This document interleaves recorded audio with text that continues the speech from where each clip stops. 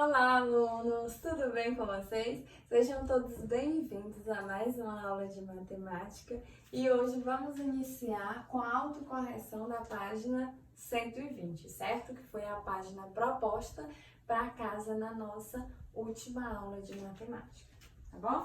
Então, página 120, temos a primeira questão que diz assim: use uma régua para medir o comprimento de cada segmento.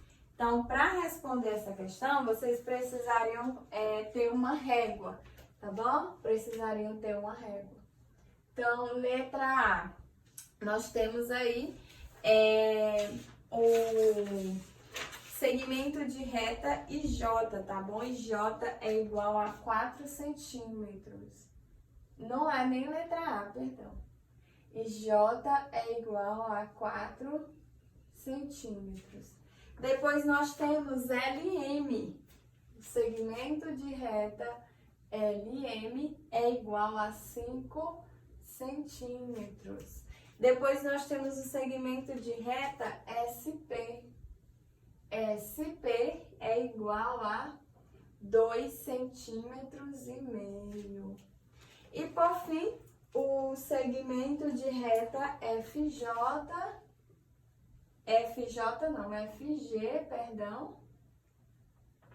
tá? FG, que é igual a 3,5 centímetros. FG é igual a 3,5 centímetros. Certinho? Segunda questão. Indique o ponto de origem das duas semirretas a seguir e escreva por quais pontos cada uma delas passa. Observe o exemplo. Então, vocês vão indicar o ponto de origem e escrever por quais pontos ela passa. Na letra A, nós temos semirreta de origem A passando pelo ponto B. Na letra B, nós temos semirreta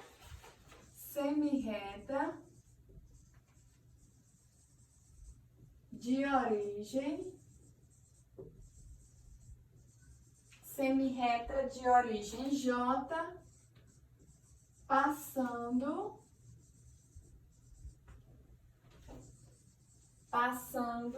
pelo ponto K, certo? Letra C, nós temos semirreta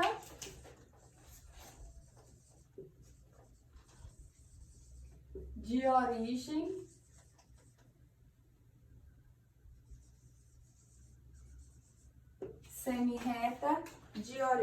Y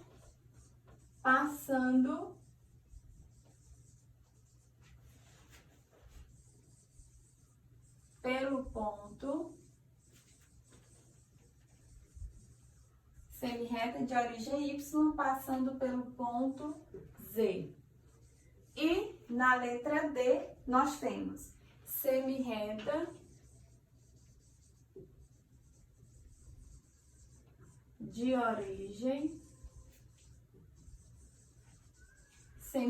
de origem O passando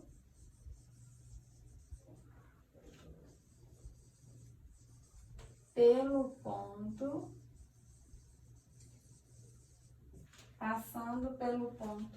U, ok? Então, letra A, semirreta de origem A passando pelo ponto B. Letra B, semirreta de origem J passando pelo ponto K. Letra C, semirreta de origem Y passando pelo ponto Z. E letra D, semirreta de origem O passando pelo ponto U, ok? Então, era só isso que vocês iriam responder na primeira e segunda questão, tá bom?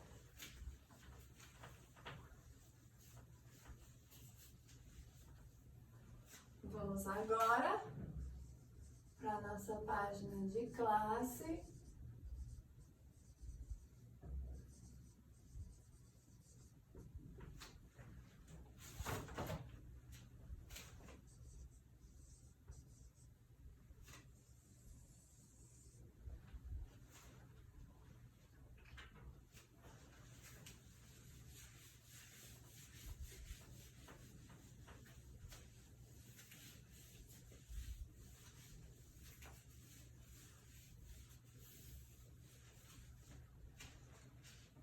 página 121.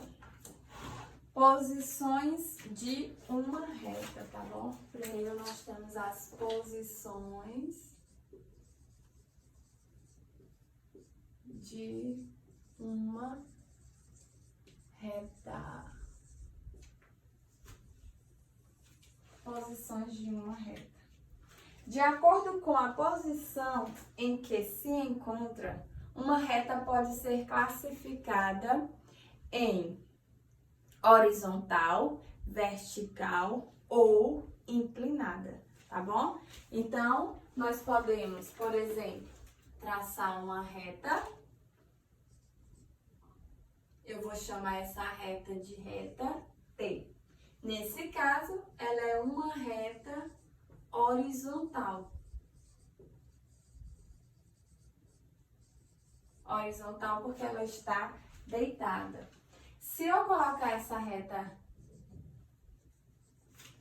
em pé, tá bom? Vou chamar essa reta de reta U.